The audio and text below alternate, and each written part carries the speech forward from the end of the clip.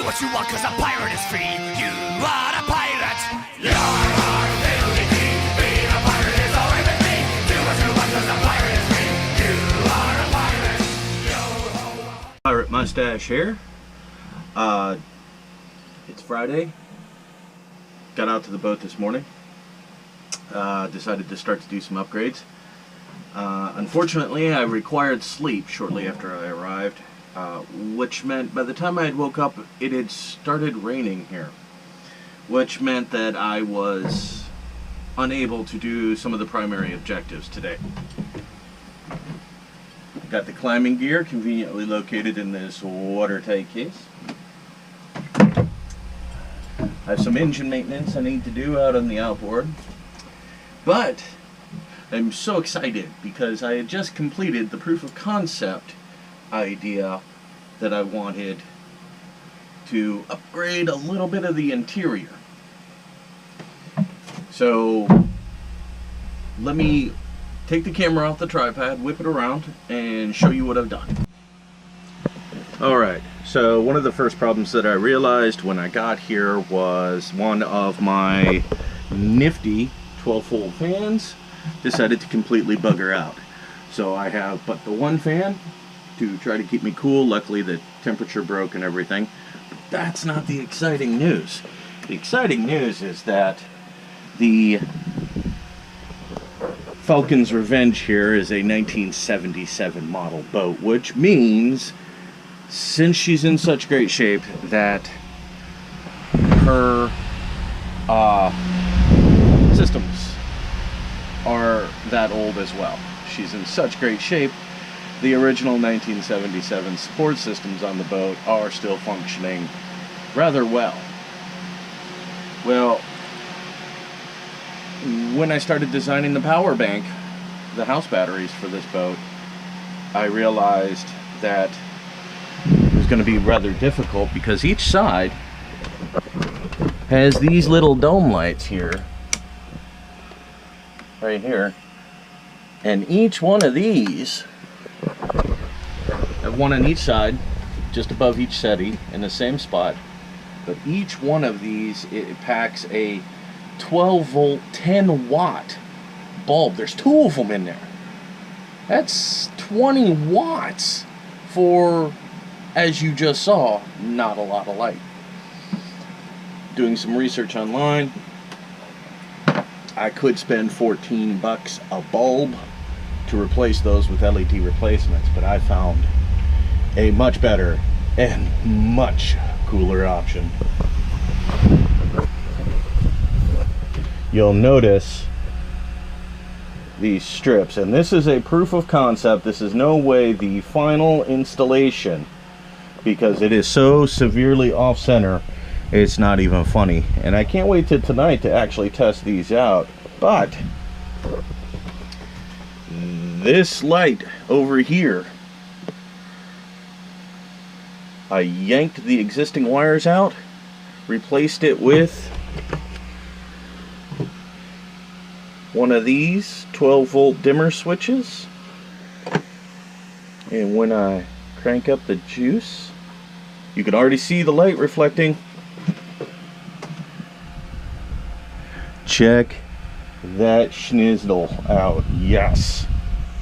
And I'm gonna adjust the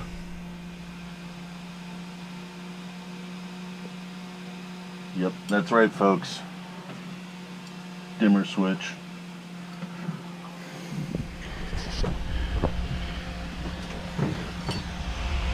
So, and I just turned it off, you can see in the background there.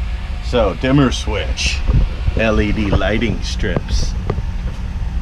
You would, of course, be thinking to yourself, Dread Pirate Mustache, why such a fancy thing? I'll tell you.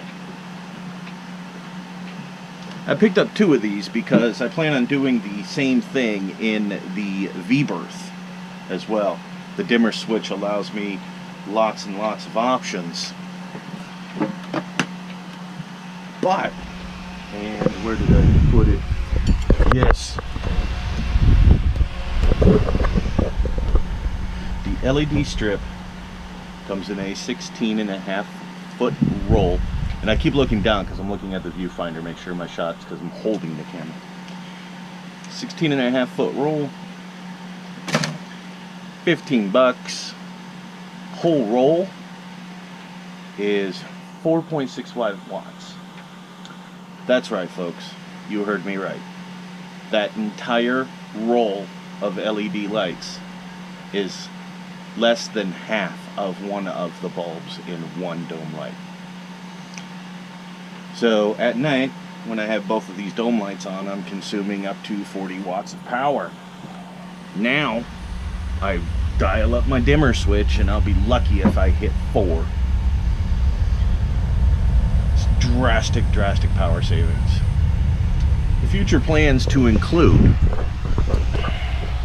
since these are so dang cheap,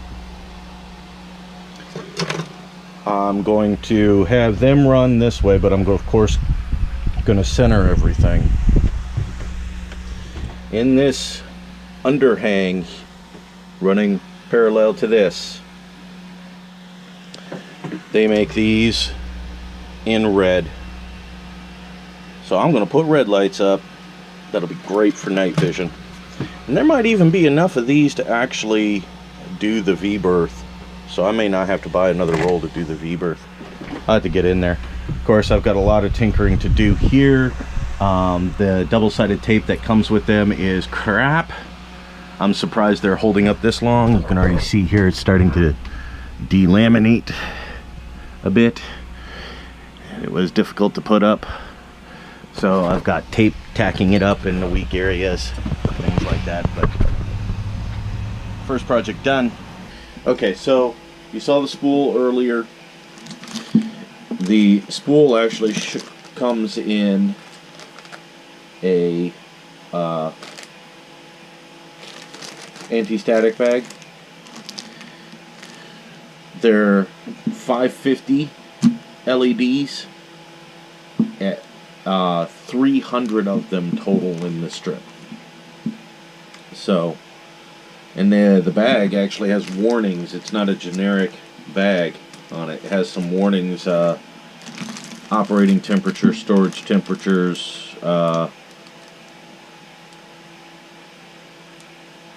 let me see here, don't collide or crush it, cut on the lines, cannot exceed 5 meters when used in a DC series circuit.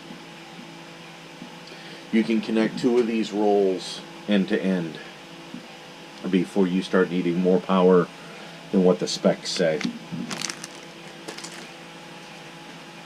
And this is full power right here. This is bright light. It is dark outside, dark in here, but right now everything you see, all this lighting, is provided by those LED strips. I literally have nothing else on except my phone viewfinder right next to the GoPro. So that's a successful test. Dread Pirate Mustache, Saturday. It stormed all night last night. I was woken up every couple hours. The emergency tarp I had erected over the vessel served me well, but also acted as a sail. So the tiny ship was rocked. Storms broke at around 8 o'clock this morning, and I was forced to take the tarp down because I've got gusts of wind up to 15 miles an hour. And that may not sound like it's very much, but when you have a giant sail on top of your vessel, it definitely is felt. That combined with the emergency flood warnings and everything, it's been a really rocky morning. Bonus news. Fired up the engine. I got telltale. I got everything. The engine looks to be in good shape. So, no worries there. The light bulb fiasco for when I ordered the light bulbs on eBay for my nav lights, and they came in the wrong size, I told them they were the wrong size. I sent them pictures, and Amazon, not the company, Amazon, wound up refunding my money because the company said that they could not provide the bulbs I needed. They did not even make them, yet the ad specifically stated the bulbs I needed. And although I do not have the bulb I need sitting here in front of me, I can show you. These are what they sent me, and it's a Lucas style bulb. It's got a metal cap on the end of it, glass cylinder with the filament inside. The bulb that I needed was total length, that's including the metal caps and the glass, the length of the glass on this one. So needless to say, these bulbs are hugely big for my nav lights. These, however, are the bulbs that fit on the interior lights that I've replaced with LEDs in the cabin, which, by the way, work awesome. So, in the spirit of pirating and sailing and everything, I've had to jury rig, and that gives me this. I'm looking down, checking the viewfinder, making sure that you guys can see it. It is the Lucas style bulb with a wire soldered to one of the end caps. I know this ain't pretty or anything. This is just to get the dang things to work so that I have them functioning if I get inspected. The overall plan is to eventually replace all the nav lights on the boat, vintage 1977 Lucas bulb, 12 volt 10 watt bulbs with the LEDs. And I'm actually thinking about possibly using some of the extra stuff I have from the LED in the main cabin here, because there's not enough for me to really do what I want in the V-berth, but there is more than enough for me to possibly stick rows of them into the nav lights. Still cheaper than LED replacement bulbs. A replacement bulb for these Lucas style bulbs are difficult to find and will run $15 to $17 individually. This whole roll, 16 feet, cost me $12. And I would not need a dimmer with nav lights that I would for like the interior cabin and stuff. Plus, I've already had one of these Lucas bulbs, the one I was out there trying to get to fit, and I'm looking for it. I can't find it. I must have dropped it.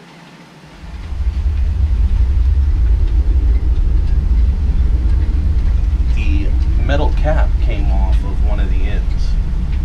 Although this bulb is still perfectly good, the glue holding the cap on came off. It should look like this, but I have this. So I'm getting a notice about battery, engine, nav lights. The only thing on the to-do list now is the mast climb, which may not happen today given the fact that it's so windy. I'm definitely not even going out today. So, till next time. Dread Pirate Mustache here, looking a bit disheveled. It's Sunday morning, and it's about 8-ish. I have attempted to climb the mast. And it did not go as expected. Actually, the plan was I was going to do a small climb, actually just a couple feet, to make sure that the equipment was right to set up the film. And rule number one, kiddies, Dread Pirate Mustache. Rule number one, make sure you test everything first. In this case, I did. I was testing everything before I shot the film. And the equipment that I purchased worked fine. Absolutely fine. In fact, things were going very well. Until my combat boots that I was wearing.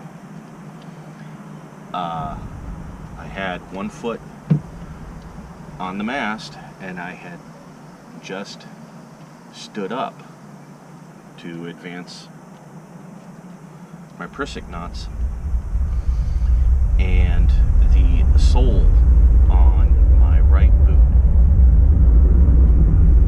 disintegrated and peeled off the front of the boot. In fact, let me go get it for you just to show you. And just like that, I'm back with the boots. My right boot, which is right here, completely pulled off the lower part of the boot. I don't know if you can see this. I know I'm sitting in shade, but that's because I'm trying to cool off. When this happened,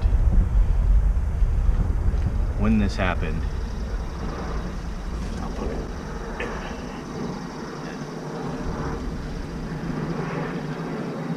When this happened, it sent me into a spin, and I rotated and smacked the mast with my shoulder. And this already is my weakened shoulder. I don't know if you can see, but along the back of the boot, there's these dotted lines from where something along the mast shredded the leather. On the other boot, since I was trying to control myself, it caught the toe and almost did the same thing, and actually removed chunks of the rubber from the sole. And essentially these boots are now dead. They were old to begin with. They were military combat boots from my time in service, which means they had served me while I was in the military, and it's been a full 12 years since I got out. So those boots have, damn near hundreds of miles on them. Plus, they're a decade old after I got out. So, it's to be expected. I can't fault the boots. They're well past their service lifestyle.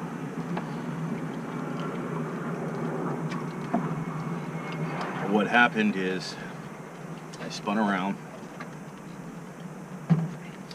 So if I'm like this and I'm holding on, and the boot gives way and spun me around, and I smacked into the mast with my shoulder. It hurts real bad. And the art of spinning caused me to lose one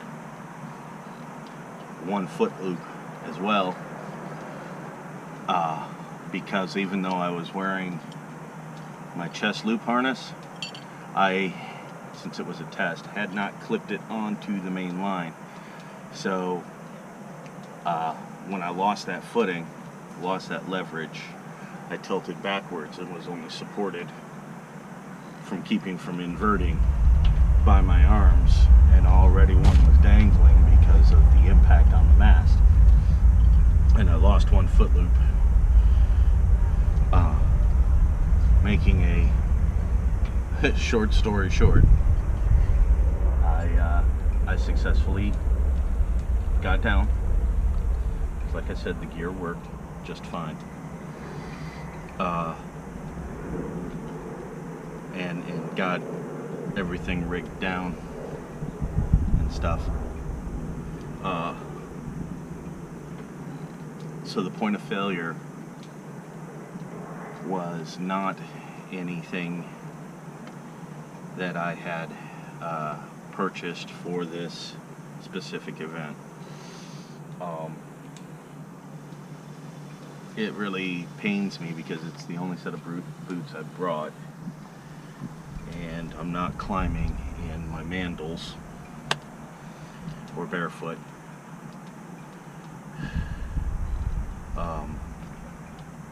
And I'm sweating and everything because of the amount of effort that it took for me to get down was really exerting. It's already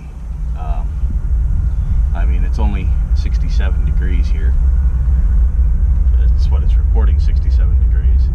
But the sun is out and there's almost no wind right now. So that's the situation. Everything that I purchased, I need. So I don't feel bad when I say that I'm gonna have to look into an alternative, a stair or a ladder that I can run up the mast. It's probably going to be what I need to do. It really sucks because that's going to take time to get, and I'm not sure if I'm going to buy one of the pre-made ones or if I'm going to make it, because I can make it. The tubular webbing is not frightfully expensive. The mast climber ladder system is about $350 before you buy the slides for the mast. And the slides for the mast are going to run, preliminarily I had priced them out, 20 of them going to take about $125. So yeah, I'd have to take the sail off out of the track and everything, but it's going to be far easier. I can still use the equipment that I have because I don't have a bosun's chair, so the harness and everything will work just fine. The rope is still a good rope, so it's not that anything that I purchased will go to waste. It is just I was trying to do this as cheaply as possible and still be safe. And this incident has shown me if one little thing goes wrong, I'm out of the game. Because right now I'm out of the game. I don't have the boots to attempt a second climb because these are literally falling apart.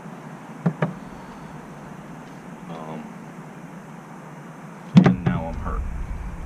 So even if I did have the stuff for a second climb, I probably wouldn't be even thinking about it until later in the day. You see how my arm is.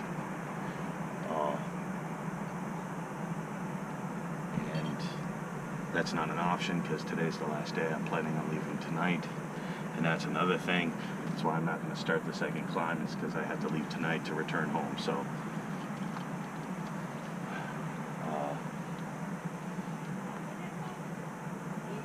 that's it. That also kills the possibility of going out today because I can't get up there to free up the stuff I need. So see you later.